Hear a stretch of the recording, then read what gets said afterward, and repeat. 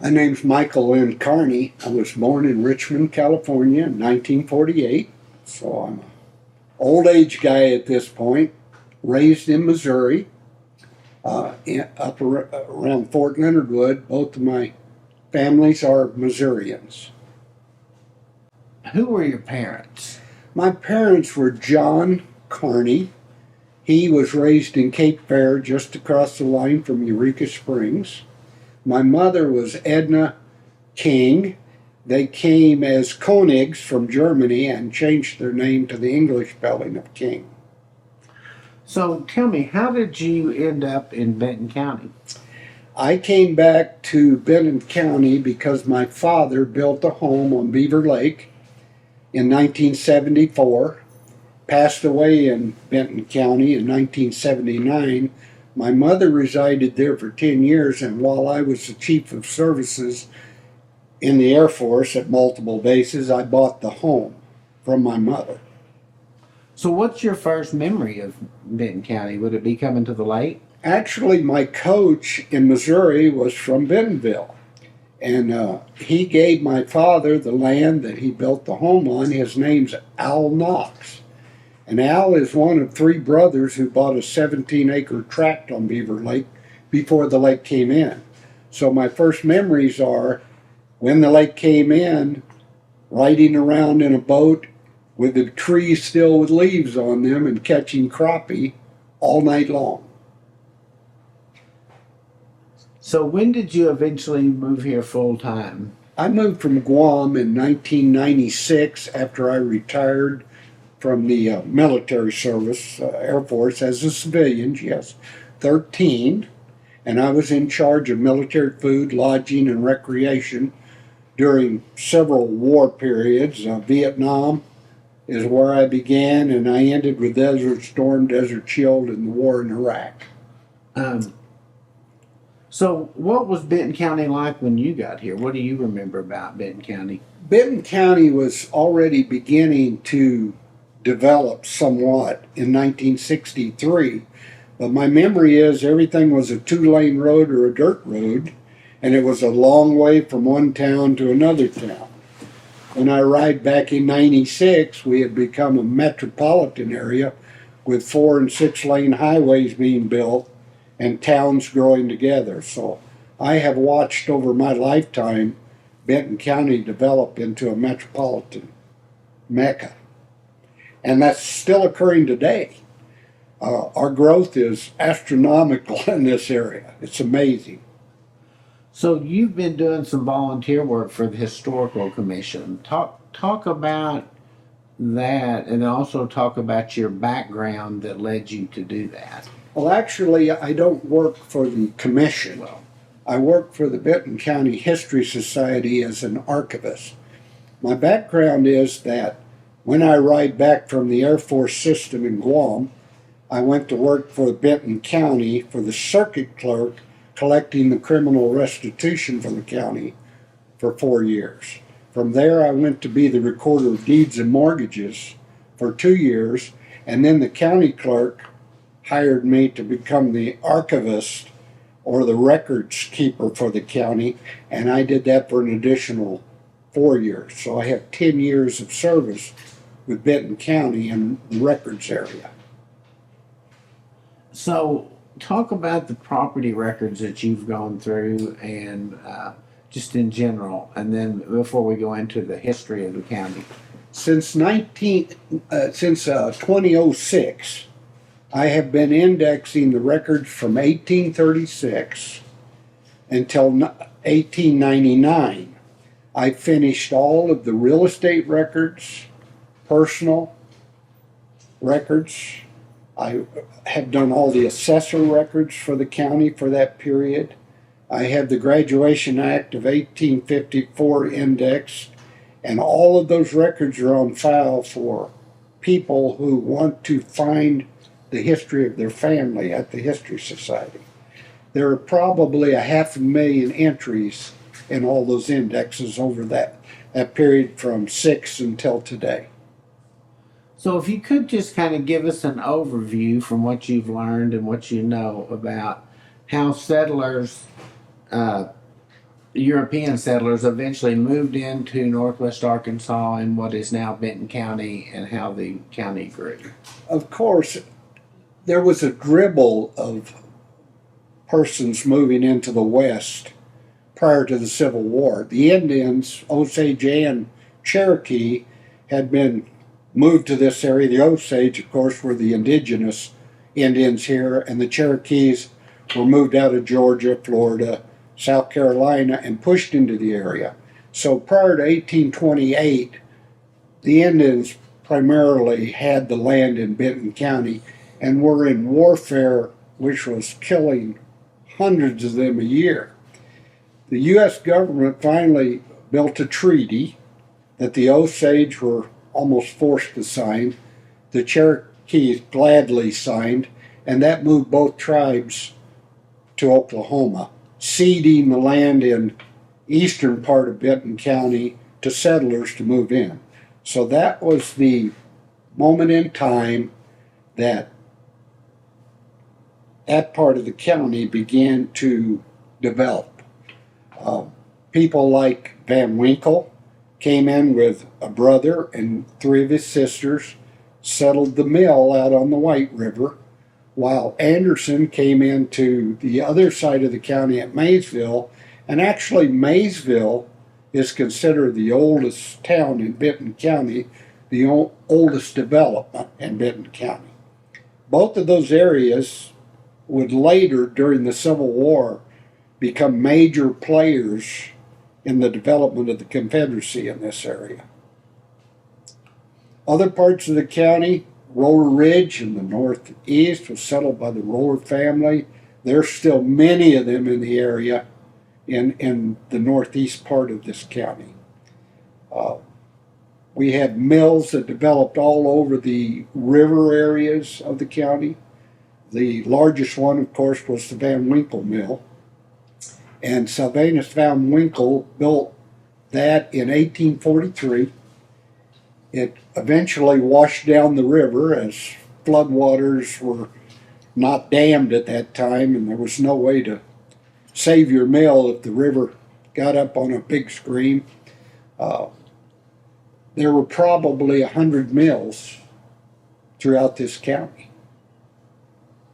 So that's the development of food source for the people that were moving in here. So, talk about what the settlers would use the mills for, and where are some of the other ones located? Well, of course, most of the mills were grist mills, and a grist mill is a water wheel that is above the water line, and they ground corn and wheat and barley, and of course sacked it up and sold it to the settlers coming in buckets or pails, or however they could move it out in their wagons. They even sold wagon loads of flour.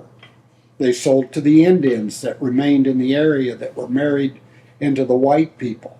So they were really the key source of bread and the main staples needed to survive in Benton County. Talk about some of the other cities. Well, we think of Siloam Springs, of course, and that is out in the southwest corner of Benton County.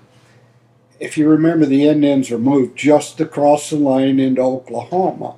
So that part of the county developed with a culture of both Indians and European white people, where out in the lumber areas, like places like Posey Mountain, which are on the north side of Beaver Lake today, were developed because they had multiple ferries that were built across the river, and settlers could get into those areas. However, those areas are woodlands, and so the settlers that came were mostly loggers and guys that worked in the wood industry.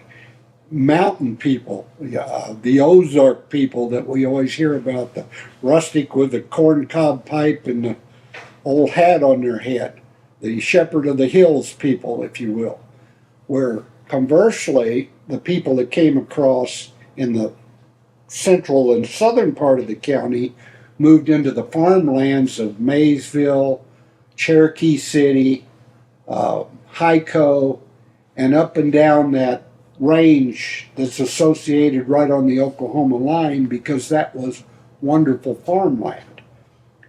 Not very many people brought slaves to Benton County. At the height of slavery, there were only 386 slaves.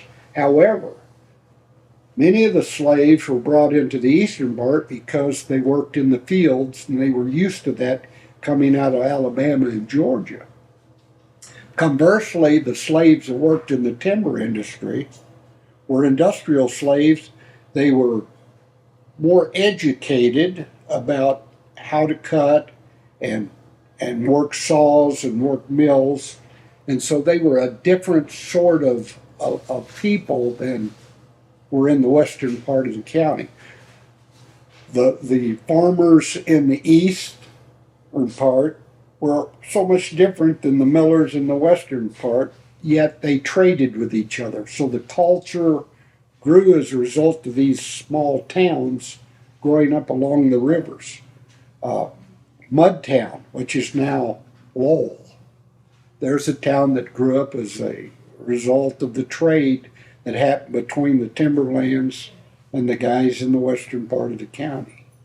So that essentially the growth in the economy was tied together by industrial people and then people that did farming. Of course, all the land was secured in the same way. Many of them got it under the Graduation Act of 1854, where they could buy it for 50 cents an acre, 75 cents an acre, $1 an acre, where others came here because they could get 40 or 80 acres of land under the Homestead Acts, which were enacted later. So that's primarily what drew the settlers to this area was land and easy acquisition to land and the timber to build homes and develop the culture here.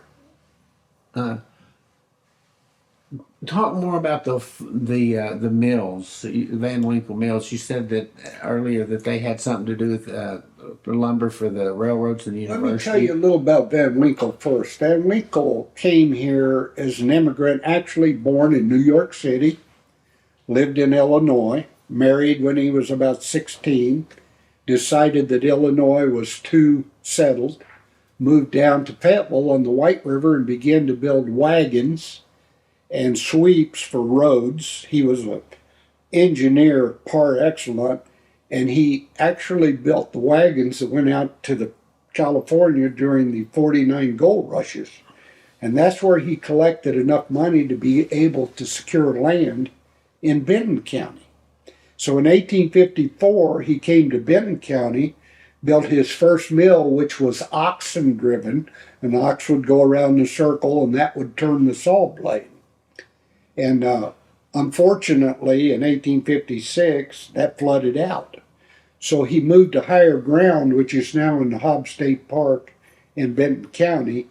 And he eventually, after the Civil War, built a steam-powered mill, which was the largest steam-powered mill in the Midwest at that time, and began to mill lumber that built all of the communities across this county.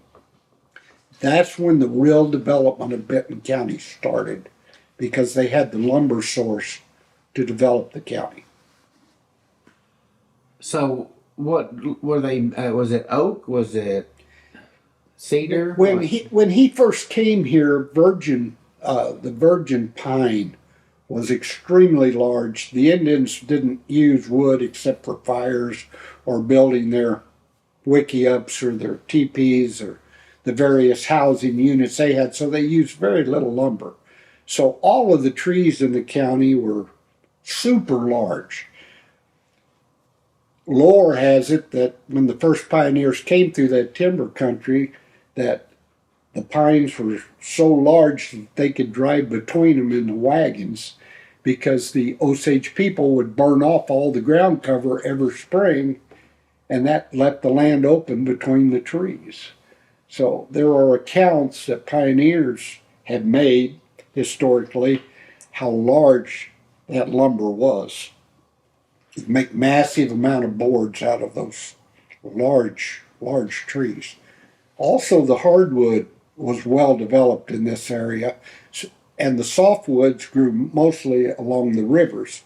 So you had all three types of wood. You had pine, you had softwood, and you had the hardwoods, which would serve so many communities' lumber yards.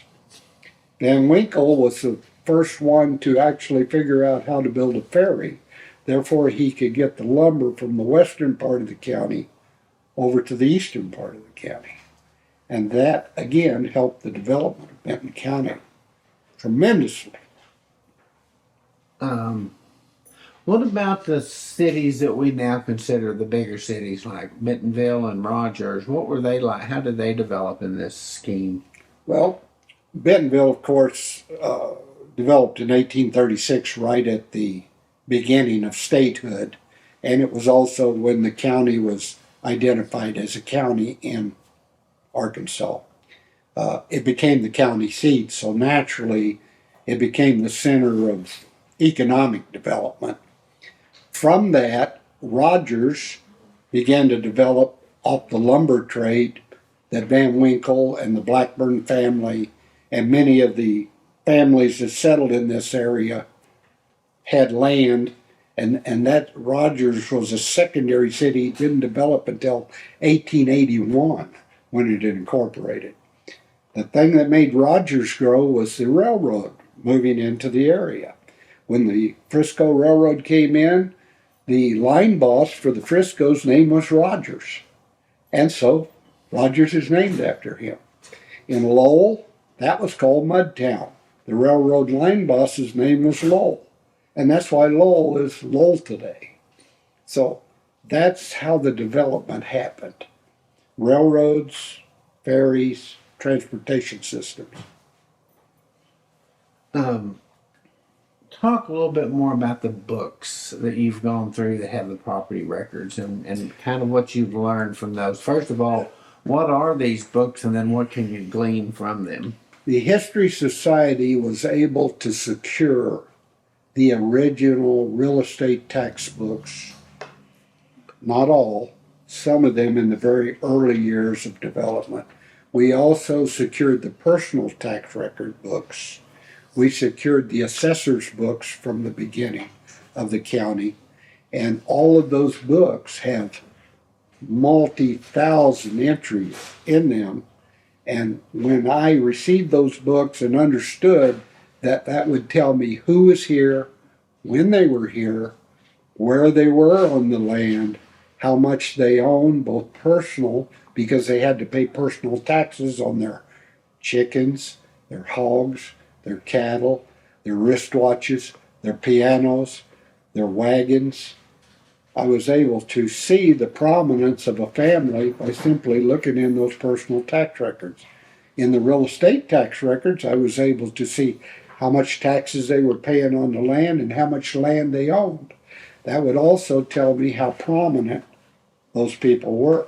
The assessor's record, on the other hand, told me how much they were assessed in taxes.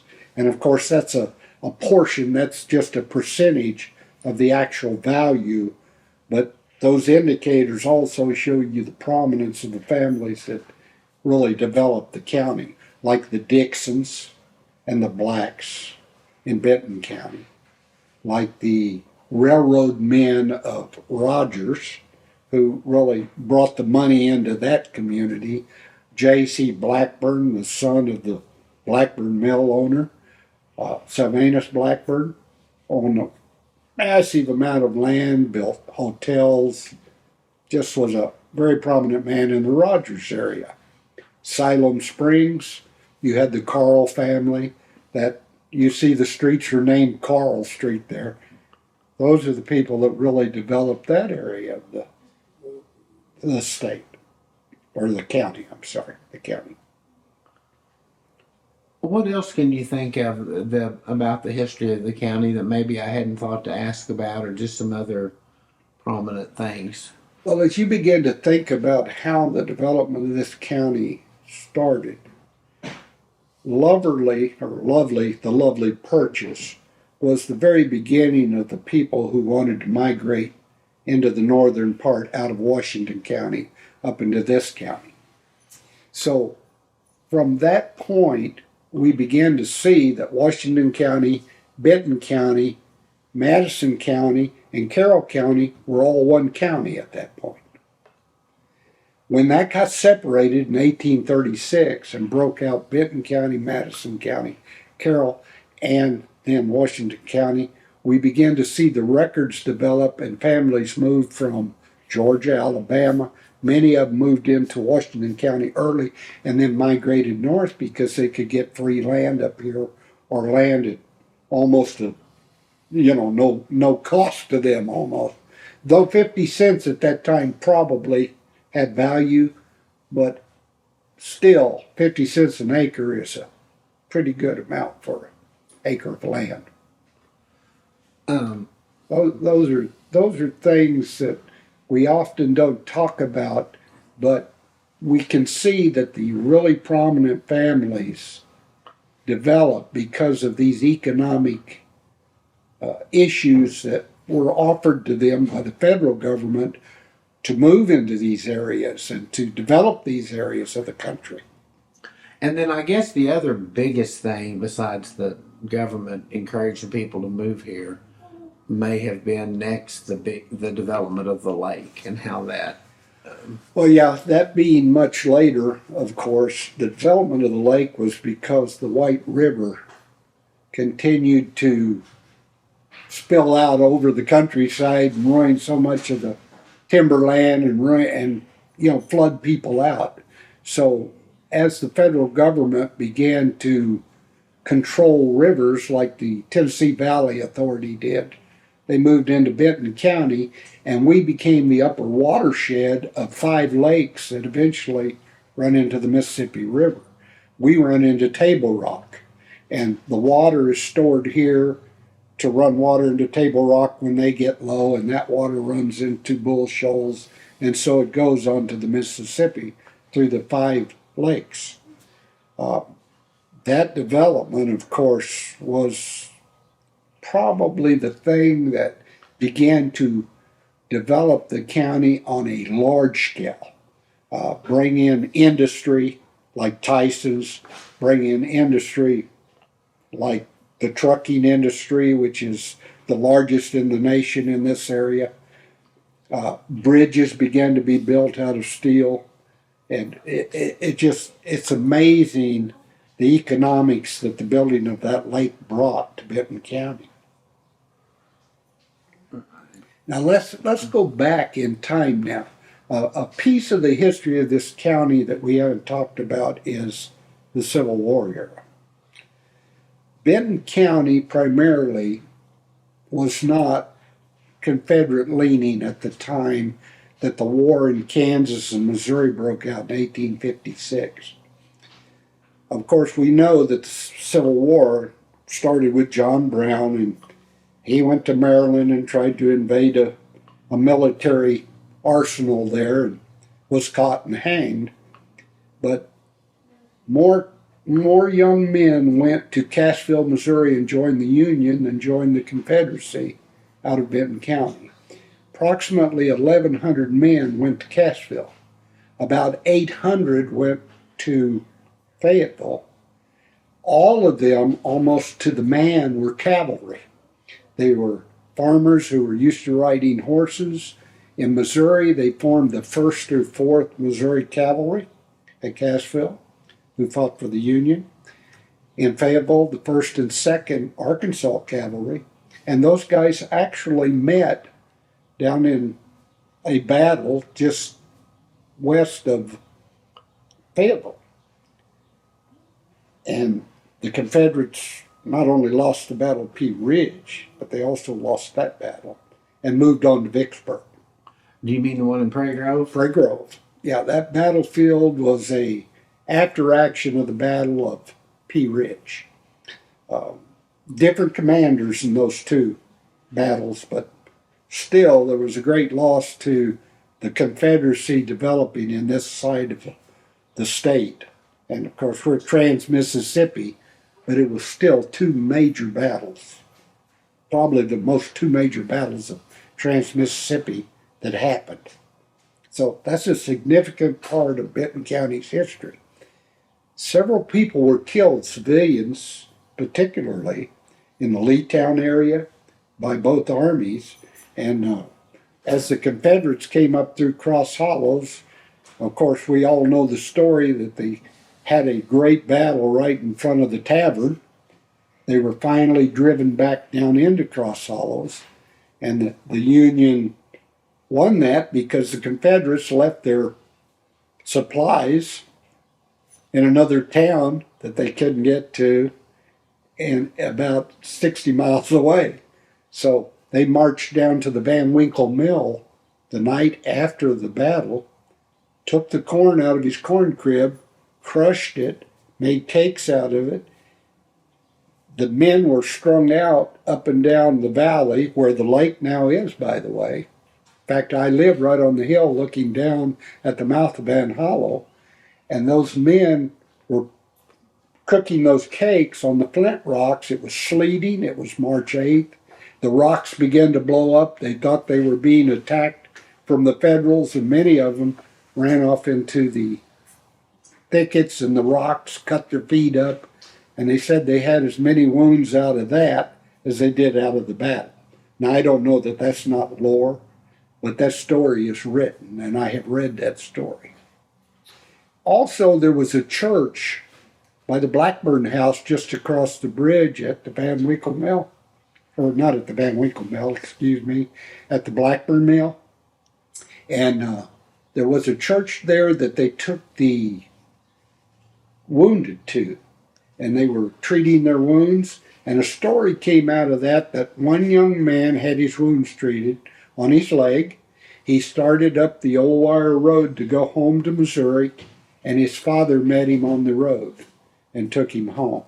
And that was an interesting story, that a wounded Confederate would be trying to get home, and his father was coming to find him at the same time, and they happened to meet at Cross Hollows on the old road. I read that story. I don't know if that was perpetrated by lore or if that's a real story, but it was exciting to think about something like that actually happening during that period. Any other stories you can think of? Well, just off the top of my head, not really. I know there are many development stories in the county.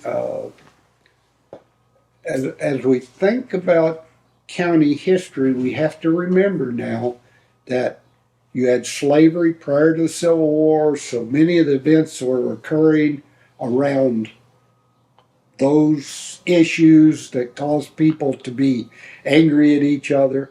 Then after the Civil War, when slaves were released, black people became prominent in Benton County and began to go into business and have their own homes. There are many, many homes in Bentonville that were built by former slaves of the period and their families.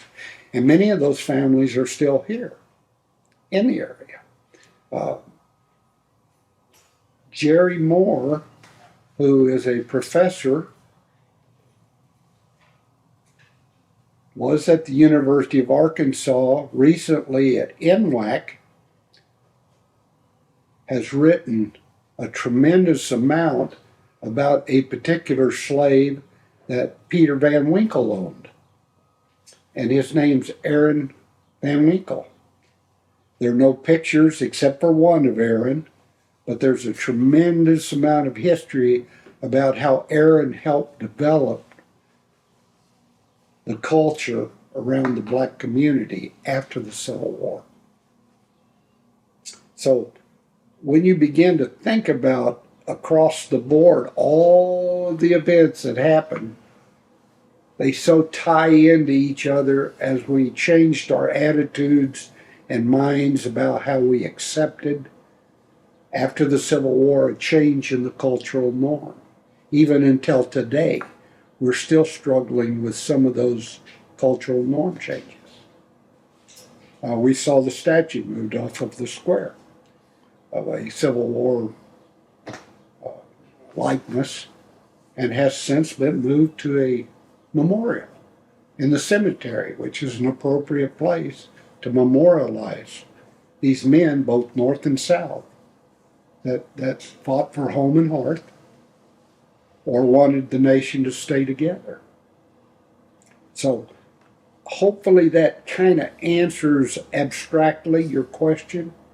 There's nothing specific I can tell you that I can just think of off the top of my head that happened in this county that I couldn't confirm with data. I don't want to tell you a bunch of lore because lore gets misrepresented. One of the things that we've talked about when the Europeans first moved here and efforts the government did to get them here, and then the development of the sawmills and other mills, and then the lake. Let's talk about the business culture. We had, like in Rogers, you had Daisy come in, and then in Bentonville you had Walmart take off and become a big company, and then now of course we have all the vendors here too. So that's true, and a point that's usually not made in Benton County history is the state's influence in allowing some of these larger corporations to have tax advantages to come into the county. The trucking industry is one of the largest industries in this area. There are more trucking companies than anywhere in the CONUS United States and the continental part of the United States. Most of that was driven by advantages they could get to either have land taxed at a less rate or building at a less cost, or you had brilliant people like Sam Walton who knew how to build an industry from the ground and did that, flying around in his own little airplane without a license at times, and flying over to Little Rock and bringing product back so he could sell women's underwear for $0.25 a piece in his store right here on the square. So that's the kind of pioneering spirit that you had here in the Bentonville area. Guys who had saddle shops, who developed the banking industry here.